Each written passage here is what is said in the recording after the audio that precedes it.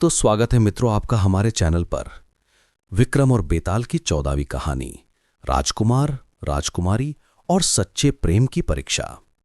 एक समय की बात है, उज्जैन के राजा विक्रमादित्य अपनी प्रतिज्ञा के अनुसार उस तांत्रिक के लिए बेताल को लेकर शमशान की ओर जा रहे थे।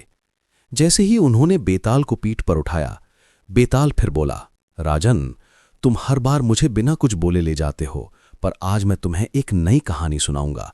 अगर तुमने बीच में बोल दिया तो मैं फिर उसी पेड़ पर लौट जाऊंगा। राजा विक्रम ने मौन सहमति दी। रोजानी की शुरुआत।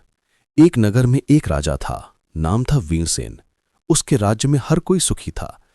उसके पास एक ही पुत्र था, राजकुमार शूरसेन।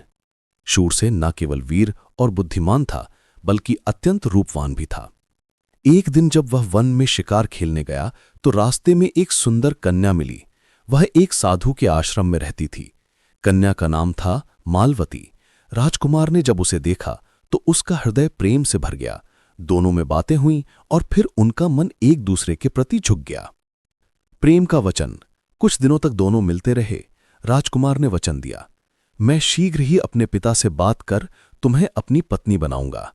मालवती ने कहा, राजकुमार, मेरा मन भी तुम्हारे प्रति पूर्ण समर्पित है, परंतु मैं तभी प्रसन्न रहूंगी जब तुम अपना वचन निभाओगे।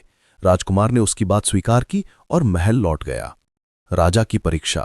राजकुमार ने अपने पिता से विवाह की बात कही, परंतु राजा वीरसेन को वह संबंध उचित नहीं लगा, क्योंकि मालवती ब्राह्मण कन्या थी और राजघराने से नहीं थी। राजा ने कहा, पुत्र, राज्य के नियमों के अनुसार यह विवाह संभव नहीं है। राजकुमार ने पिता से बहुत आग्रह किया, पर राजा नहीं माने। तब राजकुमार ने निश्चय किया कि वह राज्य त्याग देगा। वह गुप्त रूप से महल से निकल गया और मालवती के आश्रम में पहुंच गया। सच्चे प्रेम की कसौटी।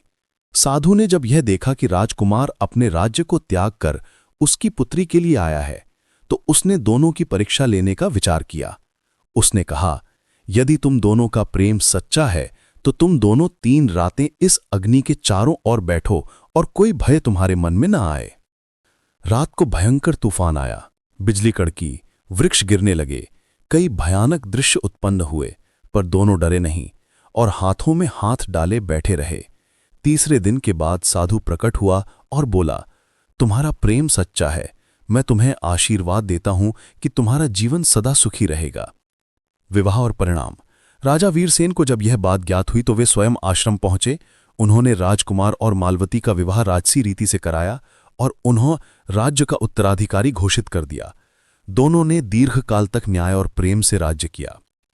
बेताल का प्रश्न। कहानी समाप्त कर बेताल बोला, राजन बताओ, इन तीनों में राजकुमार, मालवती या साधु सबसे बड़ा कौन था? राजा विक्रमादित्य का उत्तर। राजा विक्रम बोले, सबसे बड़ा साधु था, क्योंकि उसने अपने शिष्य की भांति दोनों की परीक्षा ली, उन्हें सही मार्ग दिखाया और सच्चे प्रेम को आशीर्वाद दिया। राजकुमार और मालवती का प्रेम तो स्वाभाविक था, परंतु साधु का निर्णय धर्म और ज्ञान से भरा था। बेताल मुस्कुराया और बोला, राजन, तुम्हारा उत्तर सत्य है, पर तुमने फिर बोल दिया, इसलिए मैं फिर अपने पेड़ पर लौटता हूं। इतना कहकर बेताल उड़ गया और राजा विक्रम फिर उसके पीछे दौड़े। कहानी से शिक्षा।